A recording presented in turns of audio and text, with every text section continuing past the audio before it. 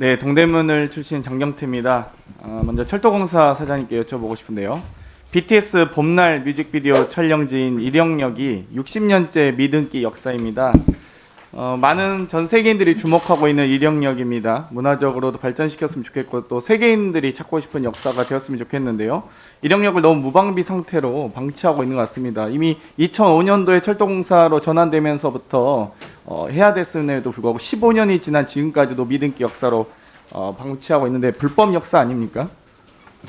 불법 역사는 아닙니다. 그 당시 그 지자체와 협의했던 그런 서류를 지금 찾지를 못해가지고 지금 그 예. 건축물 대장 등재가 제가 조금 좀 어려움을 겪고 예, 있습니다. 말씀드리겠습니다. 예. 또 절세건에 대해서 추가로 철도 차량 신규 구매 및 교체 시기를 앞두고 있습니다. 뭐 천여량에 대해서도 지금 구매 계획이 있으시지 않습니까? 그런데 예.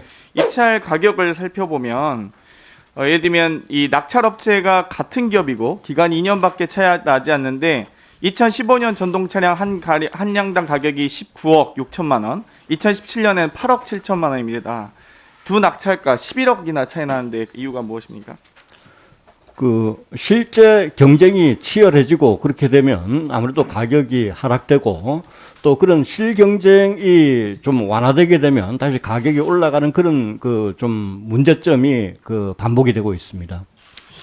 이 발주량도 비슷하고 또 동일하게 지하철 구간인 경우 2015년 소사원 시선과 2016년 동해선 입찰 결과를 비교해 보면요. 내량 편성에서 발주량이 28량으로 동일합니다.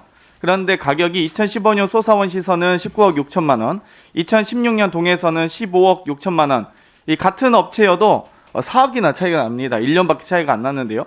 이 뭐 소위 말해 노선별 기술적 차이라든지 편성 단위당 어떤 가격 차이가 있을 수 있다고는 10분 양보하더라도 이 정도 가격 차이가 너무 나는 거는 좀 문제 아니겠습니까? 그래서 지금 그 연도별로 발주량을 좀 분산시켜 가지고 지금 전동차 그 제작업체들이 실제 경쟁에 참여할 수 있도록 그렇게 하는 방안을 검토 중에 있는데 이것도 그 전동차 교체 주기나 이런 거와 맞물려 가지고 여러 가지 어려움이 있는 것은 사실입니다. 지금 위원님께서 지적하신 그런 취지를 충분히 이해를 해서 저희들이 이해를 하고 있으니까 서면으로 답변 드리도록 하겠습니다. 예. 근래 이 제조사들 제가 정보를 입수한 바로는 이 철도 차량의 교체 시기가 20년 이상 되면 또 어찌됐건 점검을 하게 되어 있기 때문에 신규 차량 발주하는 물량이 많아지고 있다고 합니다. 그런데 이 각 업체들이 어찌됐건 한정적이기 때문에 나눠서 수주하는 담합 형태가 나타날 수 있다는 우려가 있습니다. 어떻게 생각하십니까? 예, 그런 부분들, 우려는 저희들도 인지를 하고 있고요. 근데 실질적으로 저희가 뭐 증거가 없이는 좀 말씀드리기가 좀 어려운 부분이 있습니다. 맞습니다. 네, 저희도 잘 조사하도록 하겠습니다. 이제 디젤 차량이 감소하면서 정비 시설의 효율적 운영이 많이 대두되고 있습니다. 현재 차량 기지는 전국적으로 어느 정도 있습니까? 차량 정비단이 5개가 있고 차량 정비 기지가 10몇 개로 제가 기억을 하고 있는데 정확한 2008년에는 전국에 44개소에서 2015년에는 이제 30개소 그리고 중정비 위주가 4개소 한 34개소 10개 정도 줄어들고 있는데요. 예. 어찌됐건 이 면적 대비 물량 비율이라든지 인원 대비 물량 비율에 따라서 여러 가지 차이가 있습니다. 그런데 이 철도공사에서 2017년 차량 기지의 효율적 배치에 대한 조사 용역 하신 적 있으시죠? 예. 예, 그래서 수도권, 대전, 부산, 호남 등의 어떤 차량 정비단 4개소, 그리고 수도권, 부산, 호남 등의 고속열차 3개소 등을 제외한 여러 가지 통폐합 논의들이 있었습니다. 예를 들면 청량리, 대전, 광주, 동해, 마산, 부산, 여수 등의 통폐합 용역 보고서 검토하신 것으로 알고 있는데요. 얼마나 수용하셨습니까?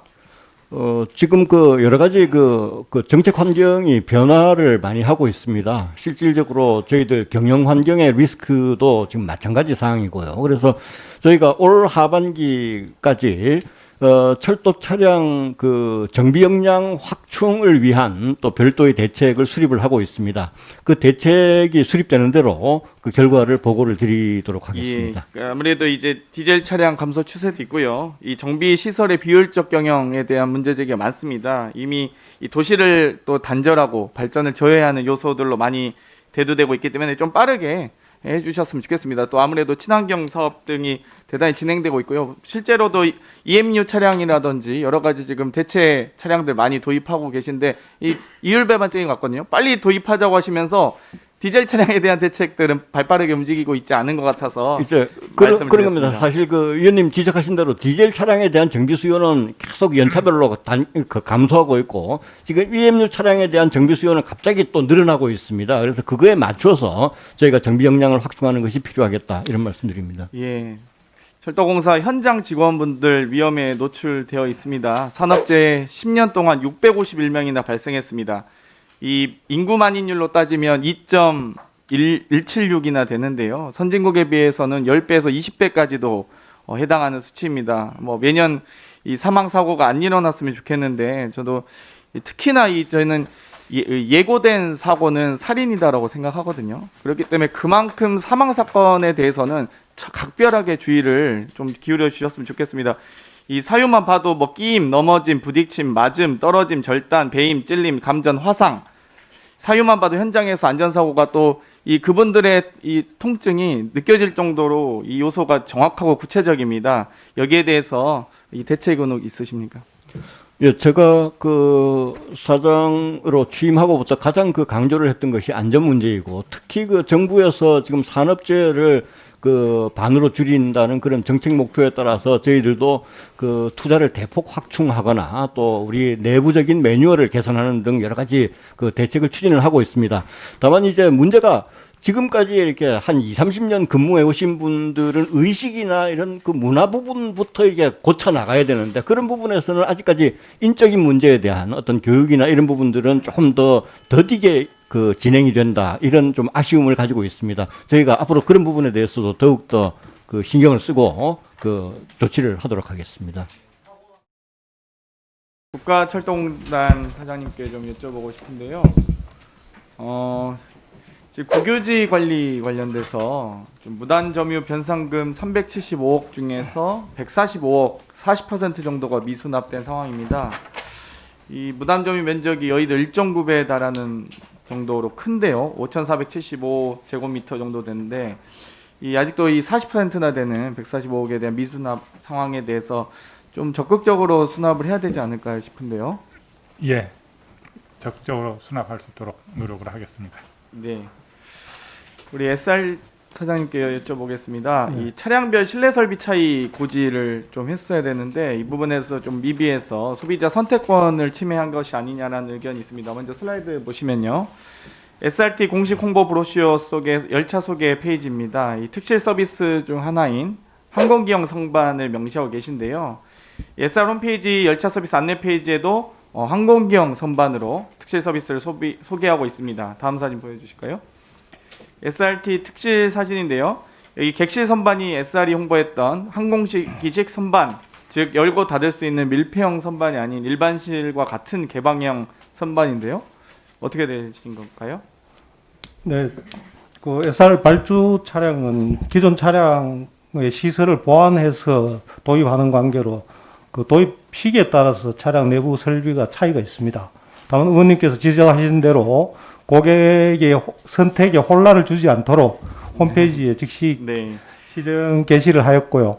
향후로도 모니터링을 통해서 혹시 이러한 설비 차이로 인해서 고객이 선택에 혼란이 발생하지 않도록 지속적으로 관리하겠습니다. 네, 나름대로 그래도 보완도 하시고 업데이트 하신 걸로 알고 있습니다. 근데 이 코레일로부터 임대한 KTX 3200호대 차량과 이 자체 발주했던 이 300호대 차량 두 개가 좀 차이가 있어서 그런 건데 사실 다음 슬라이드 보시면 이 7대3 정도 비율입니다. 그러니까 소위 이제 특실이라고 좀 특화된 서비스라고 홍보하셨던 게 30% 정도고 아닌 게 이제 70%다 보니까 대부분 이 서비스를 기대하셨던 분들은 아닌 경우가 더 많은 거잖아요. 운행 횟수나 여러 가지 운행 비율을 고려했을 때. 그래서 이 부분에 대해서 좀 더 신경 써주시면 소비자 권익을 대단히 보호하는 것으로 좀 이해할 수 있겠다 싶습니다. 예, 지속적으로 관리하겠습니다. 이 공공기관에 매년 일정 비율 이상 의무적으로 채용해야 될 비율 혹시 알고 계신가요, SR 사장님? 네, 알고 있습니다. 청년, 국가유공자, 장애인. 청년은 3% 이상, 국가유공자는 6% 이상, 장애인은 상시근로자의 3.4% 이상 불러야 되는데요. 세 개 다 미달입니다. SR 같은 경우는. 네, 그렇습니다. 그리고 이 5년 동안 장애인 고용 부담금 총 얼마인지 아십니까? SR에 부과된?